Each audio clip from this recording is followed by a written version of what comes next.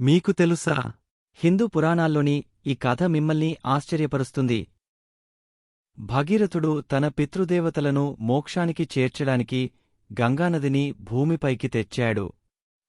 భగీరథుని తపస్సు బ్రహ్మను మెప్పించింది మరియు గంగ నుండి వరాన్ని పొందాడు.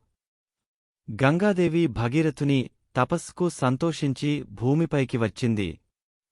శివుడు గంగ ప్రవాహాన్ని తన జటాజుటల్లో నిలుపుకుని భూమిని రక్షించాడు. భగీరథుడు తన పితృదేవతలను గంగానది నీటితో స్నానం చేయించాడు. గంగానది భగీరథుని తపస్సు వల్ల భూమిపైకి వచ్చింది. భగీరథుడు గంగానదిని భూమిపైకి తెచ్చినందుకు గౌరవింపబడ్డాడు.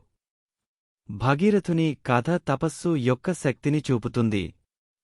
భగీరథుని కథ మనకు తపస్సు యొక్క ప్రాముఖ్యతను చెబుతుంది. ఇలాంటి తెలుగు పురాణ కథల కోసం సబ్స్క్రైబ్ చేయండి, బెల్ ఐకాన్ నొక్కండి.